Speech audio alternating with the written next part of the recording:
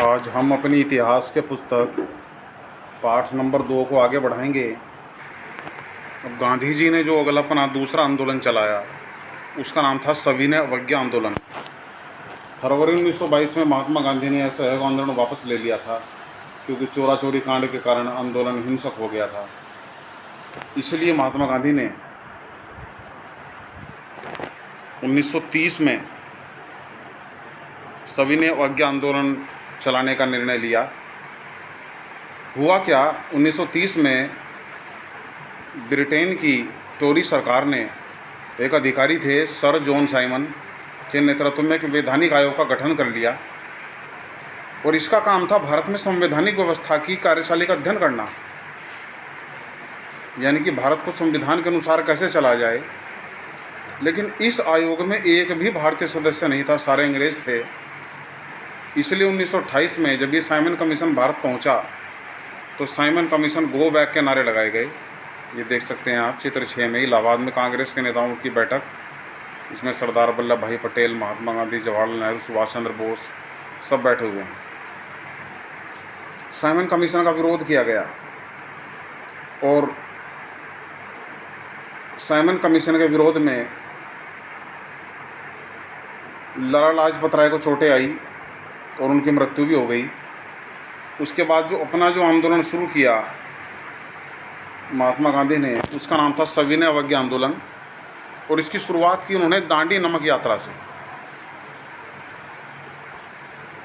31 जनवरी 1930 को उन्होंने viceroy Irwin को एक पत्र लिखा और उसमें 11 मांगों का उल्लेख किया,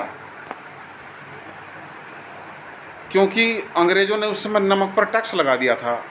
भारतीय लोग समुद्र के तट से नमक को इकट्ठा किया करते थे, लेकिन नमक पर टैक्स लगने से एक बड़ी समस्या पैदा हो गई, क्योंकि भोजन का एक अभिन्न अंग था नमक। और महात्मा गांधी ने एक अल्टीमेटम चेतावनी दी कि 11 मार्च तक उनकी मांगें नहीं मानी गई तो एक आंदोलन छेड़ दिया जाएगा।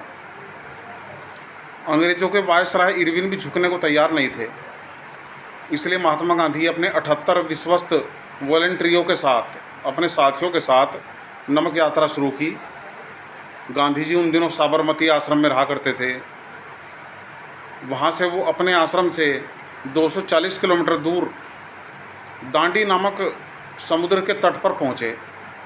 24 दिन तक वो चले और रोज़ 10 मील का सफ़र तय करते थे।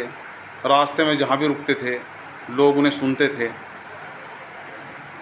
6 अप्रैल को वो दांडी पहुँचे और समुद्र का पानी उबालकर नमक बनाना शुरू किया और कानून का उल्लंघन किया। उसके बाद अंग्रेज़ों ने उन्हें वहाँ गिरफ्तार कर लिया। ये सविनय अवज्ञा आंदोलन की शुरुआत थी। ये ओरिजिनल कैमरे से लिए गए चित्र हैं। ये आप देख सकते हैं गांधी जी अपने साथियों के साथ दांडी की ओर बढ़ते हुए, पैदल ही उन्होंने यात्रा की। 24 दिन उन्हें यात्रा में लगे। 5 मार्च 1931 को गांधी और लॉर्ड इरविन के बीच में समझौता हो गया और गांधी जी ने एक बार फिर से आंदोलन अपना वापस ले लिया। ये चित्र 8 में आप देख सकते हैं सत्याग्रहियों पर हमला करती पुलिस 1930 में। ये भी एक ओरिजिनल चित्र है। गोलमेज सम्मेलन जो अंग्रेज आयोजित करते थे उसका कांग्रेस बहिष्कार कर चुकी थी।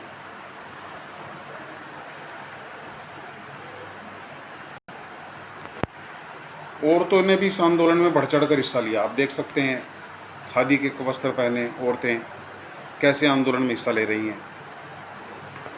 उस समय सबसे बड़ी समस्या थी हमारे देश के अछूत लोग। वे 1930 के बाद खुद को दलित उत्पीड़ित जिसे कहा जाता है कहने लगे थे। कांग्रेस इन पर कोई ध्यान नहीं दे रही थी। इसलिए महात्मा गांधी ने ऐलान किया कि छुआछूत को ख़त्म करने के लिए ख़त्म करे बिना स्वराज की स्थापना नहीं हो सकती।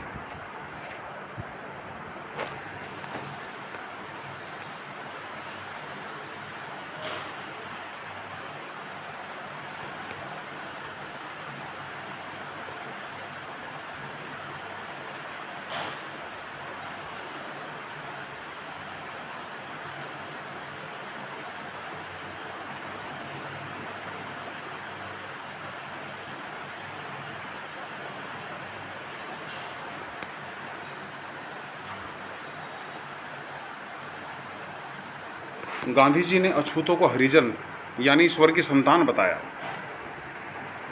बाकी शेष कल।